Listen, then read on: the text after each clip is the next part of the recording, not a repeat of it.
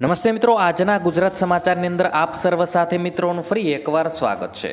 તો આજના સમાચાર વિશે વાત કરું તે પહેલાં તમને જણાવી દઉં કે વિડીયો ખૂબ જ અગત્યનો છે અને આજના સમાચારની અંદર ખેડૂત ઉપયોગી સમાચારો વિશે વાત કરેલી છે। તો વિડીયોને છેલ્લે સુધી જોતા રહેજો અને ચેનલને હજુ સુધી સબસ્ક્રાઇબ ના કરી હોય તો તે પણ કરી લેજો।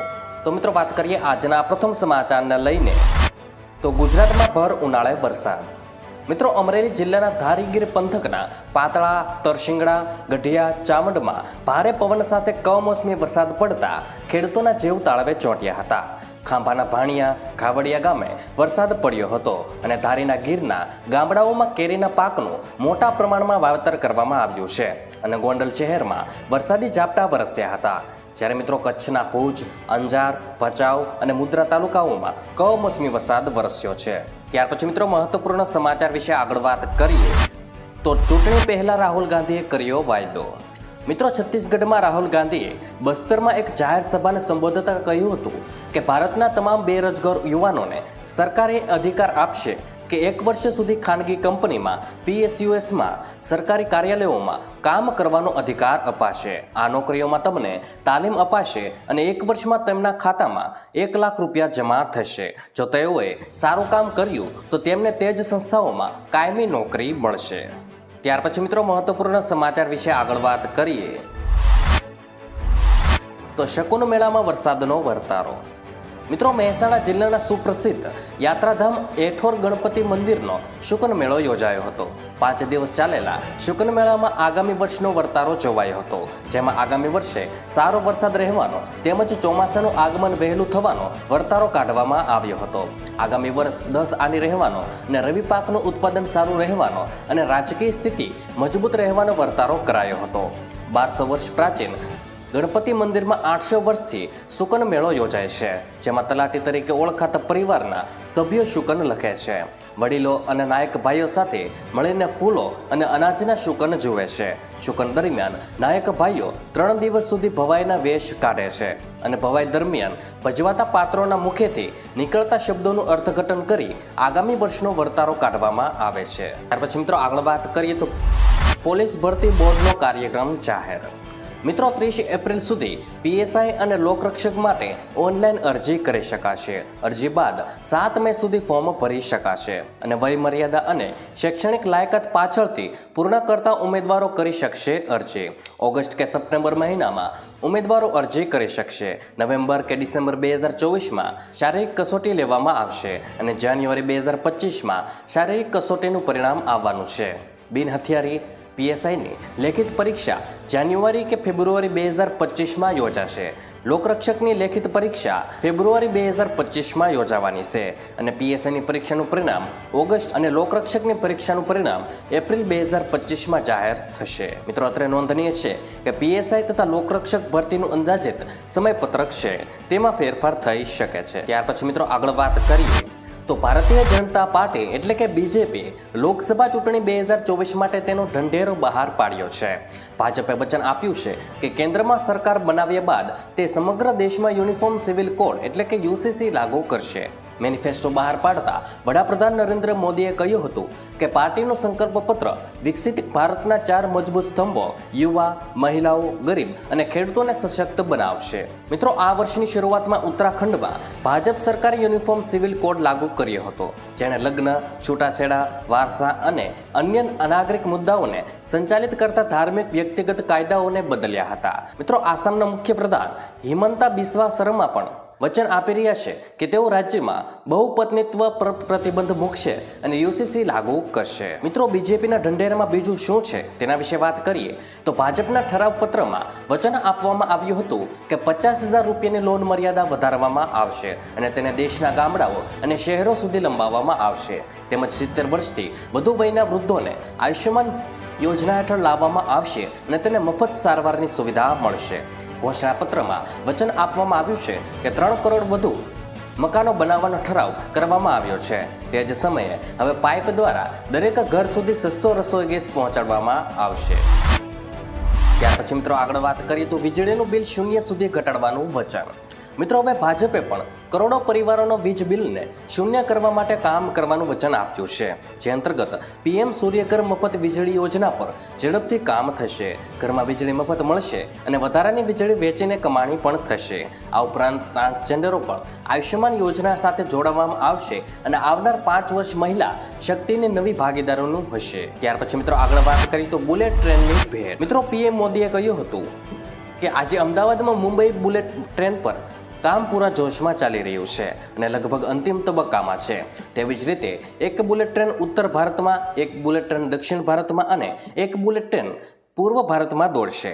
આ માટે સર્વેની કામગીરી પણ ટૂંક સમયમાં શરૂ કરવામાં આવશે. મિત્રો, આ ભાજપના ચૂંટણી ઢંઢેરામાં ખેડૂતોને શું શું મળ્યું છે તેના વિશે વાત કરીએ તો મિત્રો, પીએમ કિસાન યોજના દ્વારા ખેડૂતોને શક્તિ પ્રદાન કરાશે. ભાજપે કહ્યું હતું કે પીએમ કિસાન સન્માન નિધિ યોજના હેઠળ ખેડૂતોને વાર્ષિક ₹6,000ની આર્થિક સહાય પૂરી પાડે છે. અમે ખેડૂતોને સતત આર્થિક સહાય આપવા માટે કામ કરીશું.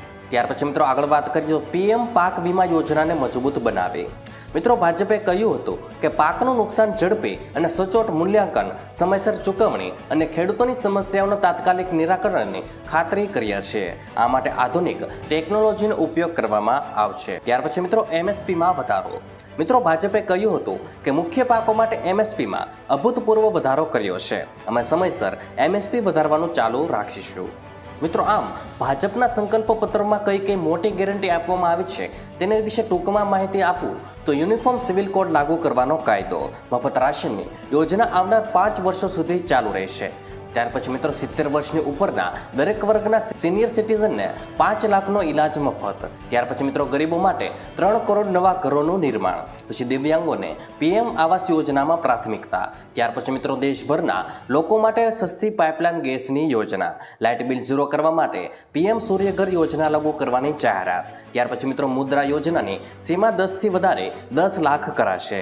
પછી ટ્રાન્સજેન્ડર સમુદાયનો આયુષ્યમાન ભારત યોજનામાં સમાવેશ કરવામાં આવશે. ત્યાર પછી મિત્રો દેશના દક્ષિણ, પૂર્વ અને ઉત્તરમાં એક બુલેટ ટ્રેન કોરિડોર બનાવવાનો કાયદો. ત્યાર પછી મિત્રો દેશમાં નવી સહાયિકતા નીતિ લાવવાનો કાયદો. ત્યાર પછી મિત્રો ડેરી સહિત અનેક સહકારી મંડળીઓમાં નિર્માણ થકી સામાજિક વિકાસને જોર. ત્યાર પછી મિત્રો દેશને વૈશ્વિક પોષણ હબ બનાવવા અન્ન સ્ટોરેજ ક્ષમતા વિકસાવવા આયોજન. ત્યાર પછી મિત્રો ભારતને ફૂડ પ્રોસેસિંગ હબ બનાવવા યોજનાઓ લાગુ કરવાની જાહેરાત. અને છેલ્લે મિત્રો દુનિયાને સૌથી જૂની તમિલ ભાષાનું ગૌરવ વધારવાનો પ્રયાસ. ત્યાર પછી મિત્રો આજની અંબાલાલ પટેલ દ્વારા કરવામાં આવેલી આગાહી વિશે વાત કરીએ તો મિત્રો વાતાવરણને લઈને અંબાલાલ પટેલની આગાહી સામે આવે છે, જેમાં 16 એપ્રિલથી રાજ્યમાં ભારે ગરમીની શરૂઆત થશે તેમજ મધ્ય ગુજરાતમાં તાપમાન 43 ડિગ્રીને પાર થવાની શક્યતાઓ છે. મિત્રો અમદાવાદનું તાપમાન 42થી 43 ડિગ્રી રહેવાની સંભાવના છે તથા વડોદરા અને આણંદનું તાપમાન 42થી 43 ડિગ્રી રહેવાની શક્યતા છે. તેમજ 18 એપ્રિલથી કચ્છમાં વાદળછાયા વાતાવરણની સંભાવનાઓ છે. મિત્રો કેટલાક વિસ્તારોમાં હળવા પ્રી મોન્સૂન એક્ટિવિટી શરૂ થઈ ગઈ છે. તેના વિશે અંબાલાલ પટેલે જણાવ્યું છે કે કેટલાક વિસ્તારોમાં હળવી પ્રી મોન્સૂન એક્ટિવિટી થઈ શકે છે. તેમજ 27 એપ્રિલથી તાપમાનમાં વધારો થવાની સંભાવનાઓ છે. 10થી લઈને 12 મે વચ્ચે પ્રી મોન્સૂન એક્ટિવિટીની શક્યતાઓ છે. અને વાતાવરણ અંગે હવામાન નિષ્ણાત અંબાલાલ પટેલની આગાહી છે કે 16 એપ્રિલથી રાજ્યમાં ગરમીનો કહેર શરૂ થશે. 27 એપ્રિલથી ગરમી વધતા મહત્તમ તાપમાન ફરી 43 ડિગ્રી ઉપર જવાની શક્યતાઓ છે. મિત્રો રાજ્યમાં ગાજવીજ સાથે સામાન્ય વરસાદની આગાહી કરવામાં આવે છે. તેના વિશે વાત કરીએ તો રાજ્યમાં ગરમી વચ્ચે કમોસમી વરસાદની આગાહી પણ કરવામાં આવી છે, જેમાં રાજ્યમાં ગાજવીજ સાથે સામાન્ય વરસાદની આગાહી છે. તેમાં બનાસકાંઠા, સાબરકાંઠા, અરવલ્લી અને મહીસાગર, દાહોદ અને કચ્છમાં પણ વરસાદની આગાહી છે. રાજ્યમાં ગરમીની આંશિક રાહત મળી છે, જેમાં વેસ્ટર્ન ડિસ્ટર્બન્સ સર્જાતા તાપમાન ઘટ્યું છે. તેમજ વલ્લભ વિદ્યાનગરમાં સૌથી વધુ 40.1 ડિગ્રી તાપમાન છે.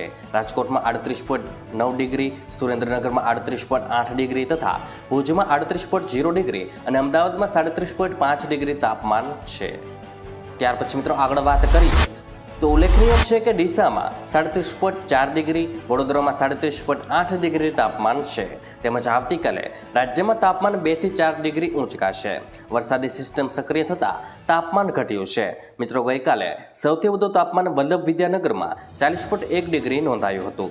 મિત્રો રાજ્યમાં એક તરફ કાળઝાળ ગરમી પડી રહી છે, જેના કારણે લોકો તારીમાં પોકારી ઉઠ્યા છે. તો બીજી તરફ અચાનક વાતાવરણમાં પલટો આવ્યો છે। મિત્રો, ગઈકાલે રાજ્યના કેટલાક વિસ્તારોમાં કમોસમી વરસાદ ખાબક્યો હતો। આ વરસાદને કારણે લોકોને ગરમીથી આંશિક રાહત જરૂર મળી છે, પરંતુ વરસાદને કારણે કેરીના પાકને ભારે નુકસાન થશે, જેથી ખેડૂતો ચિંતામાં મુકાયા છે। તો મિત્રો, આજના દરેક સમાચાર અહીં કામના પૂર્ણ થાય છે। આપને કહેવા લાગ્યા એ કોમેન્ટ બોક્સમાં જણાવી દેજો, અને વિડીયો કામનો લાગ્યો હોય, સમાચાર ઉપયોગી લાગ્યા હોય તો મિત્રો આ વિડીયોને એક લાઈક કરી દેજો, જેથી કરીને અમને પ્રોત્સાહન મળતું રહે અને દરરોજના ખેડૂતને લગતા, હવામાનને લગતા અને ગુજરાતમાં પળે પળના સમાચાર મેળવવા માટે ગુજરાતની આ ચેનલ તાતની વાતને સબસ્ક્રાઇબ કરી લેજો, જેથી કરીને ગુજરાતની દરેક અપડેટ્સ તમને મળતી રહે। તો મિત્રો, હું મળીશ તમને આવતીકાલે નવા સમાચારો સાથે અને નવી માહિતી સાથે। ત્યાં સુધી મિત્રો મને રજા આપશો। ધન્યવાદ।